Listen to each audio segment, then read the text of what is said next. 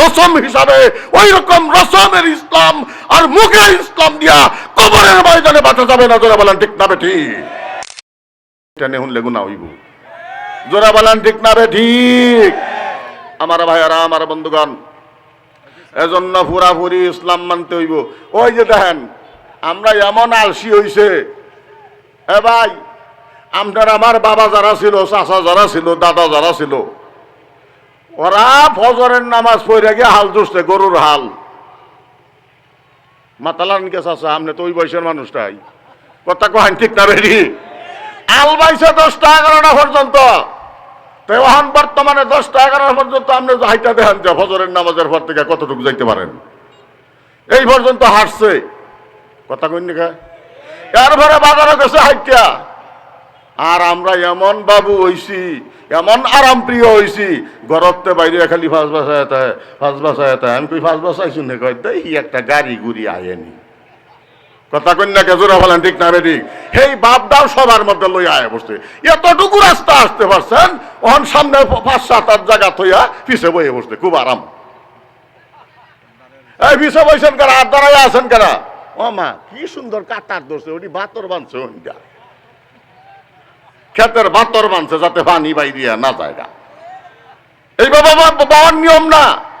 তুমি যদি কবরটারে বড় করতে চাও, কবরটাকে প্রশস্ত করতে চাও, আল্লাহর নবী বলেন যখন তোমরা মুসলমানের জমাতে বসবে, ইযা কিলা লাকুম তাফাসসাহু বিল মাজালিস ফাফসাহু ইয়াফসাহিল্লাহু লাকুম, আল্লাহ রাব্বুল আলামিন বলেন যখন তোমাদেরকে বলা হয় যে তোমরা চেপে চেপে বসো, একজনের শরীরের সঙ্গে আরেকজন শরীরে লাগাইয়া বসো, আল্লাহর জিকিরের জন্য বসো, যখন তখন যারা পিছনের থেকে সামনে আয়া মুসলমানের জমাতে লাগিয়ে বইব, আল্লাহ রাব্বুল আলামিন বলেন তাদের কবরটা আমি আল্লাহ কবর রাখবো না, তাদের কবরটা জান্নাতের বাগান হইয়া প্রশস্ত হয়ে যাবে। যেরকম সুবহানাল্লাহ। যারা চান কবরটা বড় হোক, সামনে আবার দরকার আছে না নাই? কথা কন্যাকে জোরে বলেন আছে না নাই? আর যদি মনে করেন যে গেন্দার বাপে যে ডঙ্গের কবর খুঁজছে সেইটার মধ্যেই আমি থাকবাম, অসুবিধা নাই, তাহলে এটাইতে বইয়ে থাকবেন। কবর বড় হোক আমরা চাই না, চাই না? জোরে বলেন চাই না, চাই না? যদি চাই তাহলে ওই যে বাবারা তোমরা যারা বাতর বানছো, ক্ষেতের বাতর, ওই খুঁটি মুটি সারো, সাইরা মাশাআল্লাহ সামনে আয় ভরো, আস্তে আস্তে বসতে থাকো, একটু জিকির করেন লা ইলাহা। এই বাবারা বুঝছেন না? আসেন আয় না কেইবা, এই বাবারা, হ্যাঁ তোরা তো সব পোলাফান মানুষ। আর ওই যে মুরব্বী পিছনে যারা, একটু মেহরবানি করেন বাবা, একটু মেহরবানি করেন, আসেন। হ্যাঁ, লা ইলাহা ইল্লাল্লাহ, লা ইলাহা জোরে, লা ইলাহা ইল্লাল্লাহ, লা ইলাহা ইল্লাল্লাহ। আমল সারাম কাজ হবে না, অন্য কোন ফিকিরে দিলের ময়লা সাপ হয়ে যাবে, এই কালিমার জিকিরে বল লা ইলাহা ইল, হ্যাঁ দেখা ভাইয়া, লা ইলাহা ইল। ওই যে পিছনে বই এই দিছে কিবা আনুন কহাইন দেখি ভাই, আমনে করে যদি বেশি কষ্ট হয় তা আমরা আয় পড়ি, আমনে করে গল আয়ুন না। হ্যাঁ এটা তো বুঝতেছুন, এই যে স্টেজ লইয়া মাইক মুখ লইয়া আমনেগর কাছে যাওয়া কঠিন। আমরা আইসি আমনেগর জন্য, আমনেরা তো দূরে করেন কি, আইসি তো আমনেগর জন্য, ঠিক না ভাই? গতকালকে তো আসছি না, আগামীকাল আইব না, আইসি আপনাদের জন্য। এই জন্য মেহরবানি করে একটু সামনে আসেন সবাই। আল্লাহু আকবার। আমার ভাইয়ারা, আমার বন্ধুগণ, লম্বা কথা বলা যাবে না। এমন সময় আল্লাহ রাব্বুল আলামিন বলবেন জগতের কোনো মানুষ আর বালা নাই, ইমানও বালা নাই, আমাকে ডাকার মতো নাই, কাজেই ইসরাফিল তুমি সিংহার ভিতরে ফুৎকার করো। ইসরাফিল আলাইহিস সালাতু ওয়াস সালাম, আমার ভাইয়ারা, তারপরে নবীজি জিবরাইলকে বললেন এই বাড়িটা কার? কয় এই বাড়িটা হলো আমার। তারপরে আরেকটু উপরে গেলেন, তারপরে নবীজি বলেন আরেকটা অফিস পাইলাম, ডাক দিলাম আখি জিবরাইল এই বাড়িটা কার? এমন সময় জিবরাইল আলাইহিস সালাতু ওয়াস সালাম বলেন ইয়া রাসূলুল্লাহ, এই বাড়িটা এমন একটা ফেরেশতার যে ঘরের মধ্যে ঢুকে, ওই ঘরের মধ্যে স্ত্রীরে বিধবা বানায়া দেয়, স্বামীরে মৃত বানায়া ফেলায়, বাপ সন্তান রে বাপ হারা করিয়া দেয় এবং বাপের সন্তান হারা করিয়া দেয়। ওই একজন ফেরেশতা হযরতে আজরাইল আলাইহিস সালাতু ওয়াস সালামের বাড়ি এটা। আল্লাহর নবী বলেন তারপরে আরো উপরে গেলাম, যাওয়ার পর আরেকটা বাড়ি পাইলাম। ডাক দেয়া বললাম, আখি জিবরাইল, হে ভাই জিবরাইল, এই বাড়িটা কার? এমন সময় জিবরাইল আলাইহিস সালাতু ওয়াস সালাম বলেন, নবীজি গো, এই বাড়িটা হলো মিকাইল আলাইহিস সালাতু ওয়াস সালামের, যিনি নাকি পানি মন্ত্রী। জোরে বলেন সুবহানাল্লাহ। কিয়ামত পর্যন্ত উনি পানি মন্ত্রী থাকবেন। তারপরে আল্লাহর নবী বলেন আর একটু দূরে গেলাম। অনেক দূরে যাওয়ার পর এমন সময় আর একটা বাড়ি পাইলাম। বাড়ি পাওনের পরে জিজ্ঞাসা করলাম, এই বাড়িটা কার? এমন সময় জিবরাইল বলে, আল্লাহর নবী গো, এই বাড়িটা আমার ভাই ইসরাফিল ফেরেশতার। এমন সময় ইসরাফিল ফেরেশতার মাথাটা এত বড় দেখলাম, সমস্ত জগতের পানি যদি তার মাথার ভিতরে দেওয়া হয়, এক ফোঁটা পানি তার চান্দির বাইরে যাবে না। বলেন আল্লাহু আকবার। যে আল্লাহ তাআলা এত বড় ফেরেশতা বানাইতে পারে, ওই আল্লাহ কত বড় রে আমার বাবা। হযরতে ইসরাফিল ফেরেশতা কান্দের মধ্যে সিংহা লইয়া দাঁড়াইয়া আছে। সিংহার ছিদ্র ওই পরিমাণ বাবা, আদম থেকে ৮০,০০০ জগতের ভিতরে কিয়ামত পর্যন্ত যত মখলুক আসবে ওই পরিমাণ ছিদ্রের সংখ্যা। এই একটা বাঁশি নিয়ে দাঁড়াইয়া আছে। আল্লাহ তাআলা বলবেন, দুনিয়াতে আর আমারে ডাকার মানুষ নাই। এ ইসরাফিল, এবার তোমার কণ্ঠের কারিশমা দেখায়া দাও, বাঁশির মধ্যে ফুৎকার করো। হযরত জিবরাইল ইসরাফিল আলাইহিস সালাতু ওয়াস সালাম সিংহার ভিতরে যখন ফুৎকার দিবে রে, ফুৎকার দেওয়ার সঙ্গে সঙ্গে মিষ্টি মধুর একটা আওয়াজ সমস্ত জগতের মাখলুকের কানের মধ্যে চলে যাবে। চলে যাওয়ার পর লোকেরা কইব, সর্বনাশ, কত বাজনা শুনলাম, কত বাঁশির সুর শুনলাম, মিউজিক শুনলাম, হারমোনিয়াম শুনলাম, তবলার সুর শুনলাম, এই ধরনের সুন্দর সুর জিন্দেগিতে শুনি নাই। সমস্ত মানুষগুলা তাকাইব, এদিক সেদিক লক্ষ্য করবে, কোথার থেকে এই সুর আসে রে, কোথার থেকে এই সুর আসে রে। এইভাবে বলতে বলতে হঠাৎ করে বাবা ওই বাঁশির সুর আস্তে আস্তে বাবা পাওয়ার বাড়তে থাকবে, বাঁশির সুরের তীব্রতা বাড়তে থাকবে। বাড়তে যখন থাকবে রে, এমন অবস্থা, জগতের অবস্থাটা কি হবে? সর্বপ্রথম আল্লাহ রাব্বুল আলামিন বলেন, মাটির অবস্থাটা কি হবে? ইযা যুলজিলাতিল আরদু জিলজালাহা ওয়া আখরাজাতিল আরদু আসকালাহা ওয়া কালাল ইনসানু মালাহা। আল্লাহ রাব্বুল আলামিন বলেন, যখন নাকি সিংহার ভিতরে ফুৎকার দেওয়া হবে রে, হবার দেওয়ার সাথে সাথে জমিনের মধ্যে জিলজালা আরম্ভ হয়ে যাবে, মানে ভূমিকম্প আরম্ভ হয়ে যাবে। এমন ভূমিকম্প আরম্ভ হবে, আল্লাহু আকবার, জমিন বড় বড় ফাটল দেখা দিবে। মানুষগুলা ডাক দিয়া বলবে, ও আব্বা বাঁচার উপায় কি? ও চাচাজান বাঁচার উপায় কি? হে আমার স্ত্রী বাঁচার উপায় কি? হে আমার সন্তান বাঁচার উপায় কি? সমস্ত মানুষগুলা দিশাহারা হয়ে যাবে। ইয়াউমা ইয়াকুনুন নাসু কাল ফারাশিল মাবসুস, মানুষগুলা দিশাহারা পাখির মতো দিশাহারা হয়ে যাবে।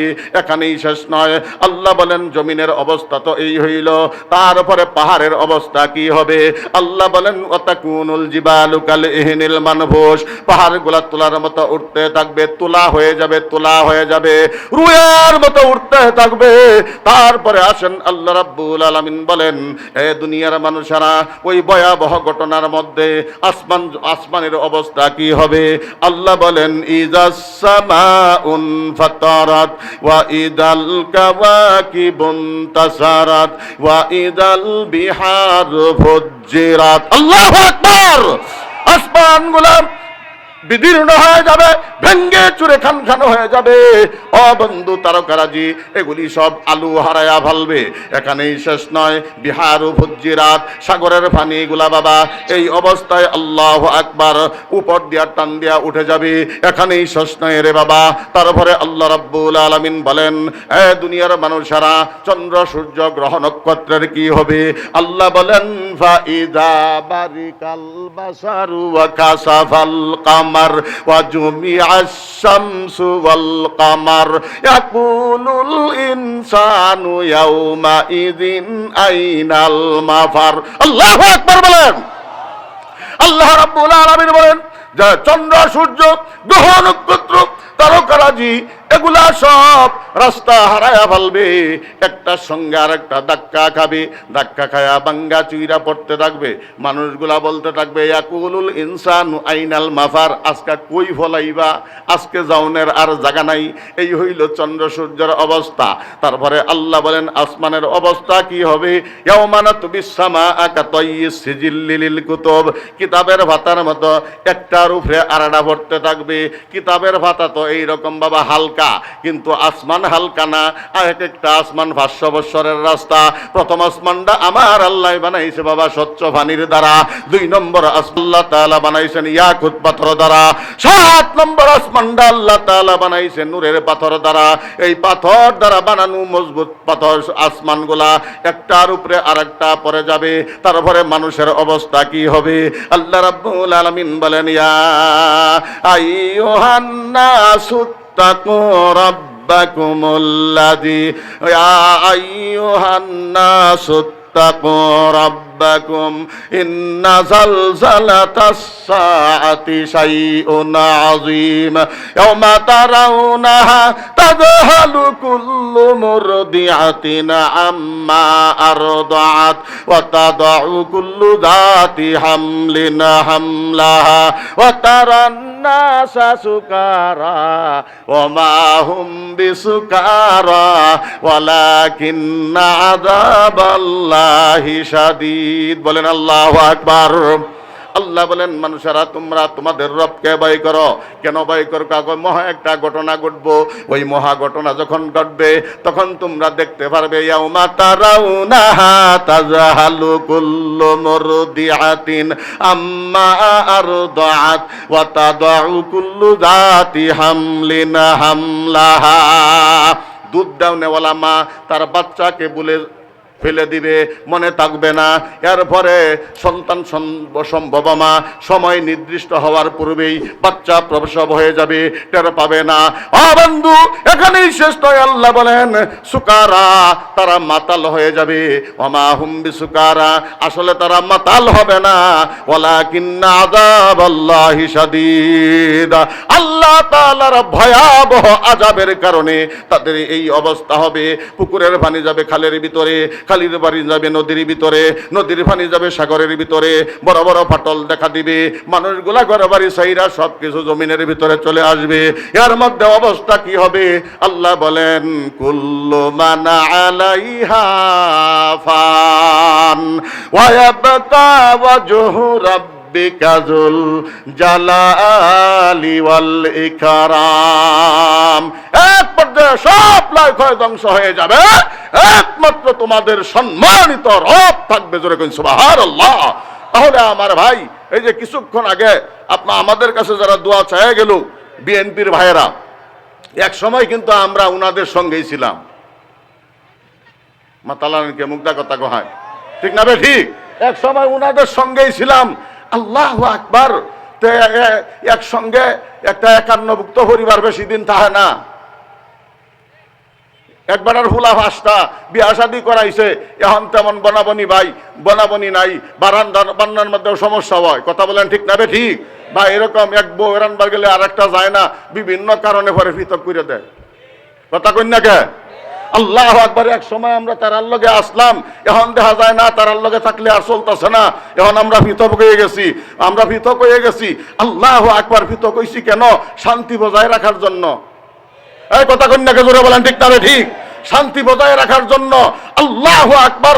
আমরা বাংলাদেশের শান্তি বজায় রাখার জন্য, বাংলাদেশের স্বার্থ উন্নয়নের জন্য, বাংলাদেশের স্বার্থকে অগ্রাধিকার দেওয়ার জন্য শুধু বিএনপির কাছ থেকে আমরা পৃথক হচ্ছি এটাই না, যারাই আমাদের বিরোধী শক্তি আসবে তাদেরকে এক চুল পরিমাণ ছাড় দেওয়া হবে না, হবে না, হবে না। তোরা বলেন ঠিক না বেটি? এই দেশের মধ্যে আমরা কোরআনের আইন দেখতে চাই। এই দেশের ভিতরে আমরা শান্তি চাই। আমাদের দেশটা বিক্রি করে দিবে, আমাদের দেশের উপার্জিত টাকা বিদেশে পাচার করে দিবে, আর হইতে দেওয়া হবে না। উলামায়ে কেরামের নেতৃত্বে তাওহীদ জনতার সঙ্গে নিয়ে আমরা বাধা হয়ে দাঁড়ায় যাব। রাজি আছেন কারা? হাত তুলে দেখতে চাই।